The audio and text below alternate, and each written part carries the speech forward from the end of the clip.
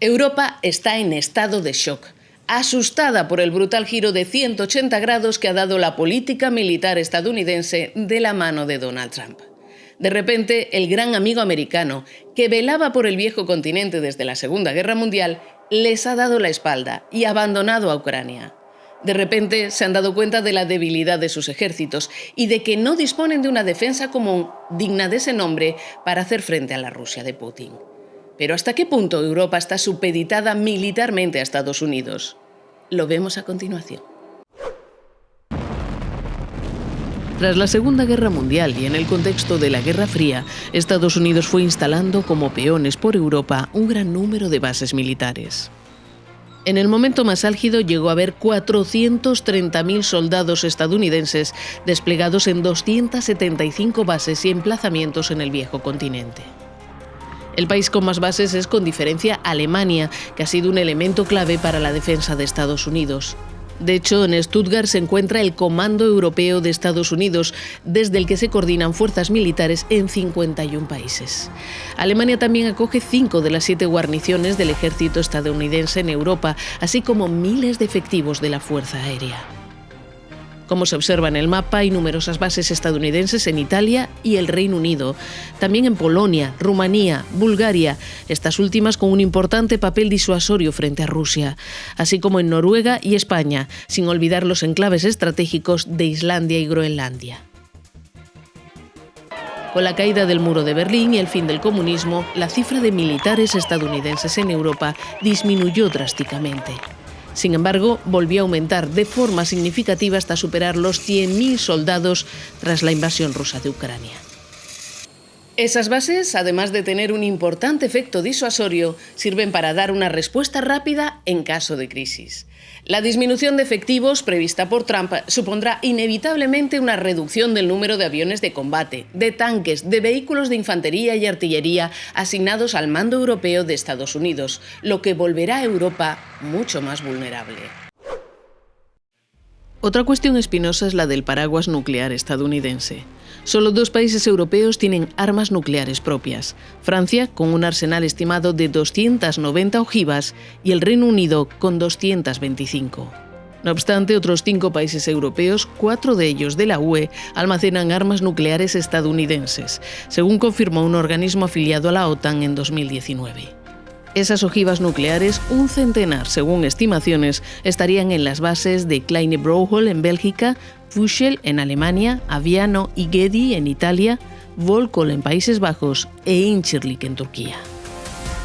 Estados Unidos extendió su paraguas nuclear en Europa en virtud de un acuerdo concluido en los años 60, en plena Guerra Fría, como efecto disuasorio frente a la URSS, aunque de rebote eso también impidió que los países implicados desarrollaran sus propios programas de armamento nuclear. Europa también depende de los recursos estadounidenses para cubrir aspectos muy costosos, pero indispensables a nivel estratégico: defensa aérea y antimisiles integrada, misiles de precisión de largo alcance, aviones cisterna de reabastecimiento en vuelo, aviones de transporte de tropas y equipos pesados, así como drones sofisticados y satélites de inteligencia. Y por si no fuera suficiente, cuando tienen que comprar armas, los europeos se dirigen también a la industria militar estadounidense.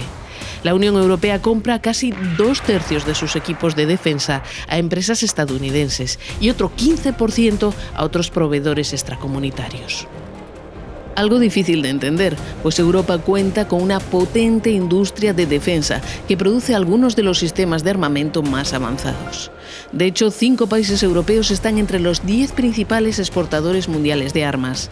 Se trata de Francia, el segundo mayor exportador tras Estados Unidos, Alemania, Italia, Reino Unido y España, según datos del Instituto Internacional de Estudios para la Paz de Estocolmo. Problema: fabrican armas para la exportación y cuando invierten lo hacen para desarrollar sus defensas nacionales, en lugar de pensar en una defensa común.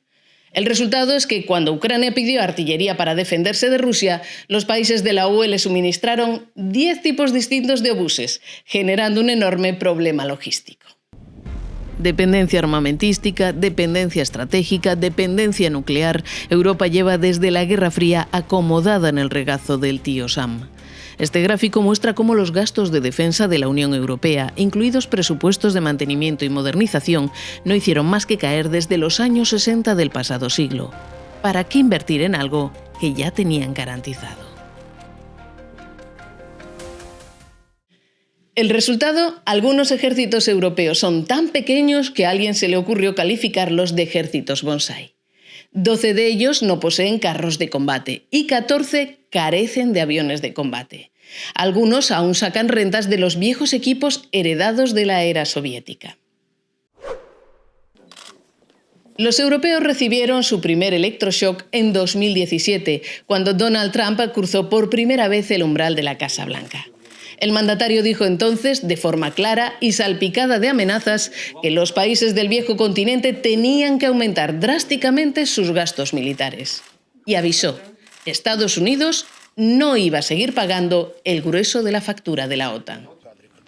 Rusia también venía avisando desde 2014 con la anexión de la península de Crimea y la guerra del Donbass. Pero Europa, obnubilada por sus propios asuntos, no era capaz de ver el árbol en mitad del bosque. Hasta que el 24 de febrero de 2022, los tanques y blindados rusos penetraron a sangre y fuego en Ucrania y un escalofrío recorrió el espinazo de un continente que no estaba en absoluto preparado para hacer frente a algo así.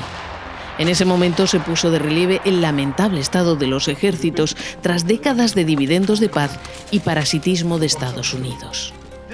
Como muestra este gráfico, la inversión en defensa de los países de la Unión Europea empezó a crecer en 2014 con la anexión rusa de Crimea y se disparó en 2022. En 2023 aumentó un 17% hasta alcanzar los 72.000 millones de euros. Y en 2024 se superaron los 100.000 millones, el 90% dedicado a comprar material militar. Aún así, en conjunto solo representa el 1,99% del PIB europeo. Además, hay importantes disparidades entre unos países y otros. 22 países europeos miembros de la OTAN ya dedican más del 2% de su PIB a defensa, superando el umbral mínimo que marca la Alianza Atlántica. Sin embargo, la cuantía de esas inversiones depende, como muestra este gráfico, de un factor: la distancia que separa al país en cuestión de Rusia. En 2024, Polonia, cuya capital Varsovia está a solo 1.150 kilómetros de Moscú, se llevó la palma, con un gasto en defensa del 4,2% de su PIB. Le siguen otros 4 países situados a tiro de piedra de Rusia: Estonia, Letonia, Lituania y Finlandia. Alemania está en plena regeneración de su ejército y Dinamarca también acaba de anunciar que va a realizar inversiones masivas en defensa. En cuanto a España, es el farolillo rojo de la tabla, con el presupuesto de defensa más bajo, lo que denota una insólita despreocupación. No es que Europa no tenga capacidad para defenderse. Los aliados europeos de la OTAN y los Estados miembros de la UE gastan juntos 4 veces más que Rusia en defensa. Sus fuerzas militares en conjunto son mayores que las de Rusia y el PIB de Europa es 10 veces más importante que el de Rusia. Sin embargo, décadas de paz y dependencia de Estados Unidos han dejado atrofiados a los ejércitos europeos. El reto ahora es reconstruir todo eso con inversiones consecuentes. Y un reto aún mayor: conseguir hacerlo todos a una para dar forma a una defensa común. Porque está claro que Europa ya no puede seguir contando con Estados Unidos. La obsesión de la administración Trump ahora es China y su prioridad la región Asia-Pacífico, en la que concentra sus esfuerzos militares. Europa y la guerra de Ucrania ya no son más que un incordio que hay que quitar de en medio cuanto antes. Hasta aquí hemos llegado. Iremos viendo cómo los europeos reaccionan y si son capaces de superar sus diferencias para rearmarse. Porque, como repiten unos y otros, se ha convertido en una cuestión de supervivencia. Espero que os haya resultado interesante el vídeo y os animo a suscribiros si no lo habéis hecho ya.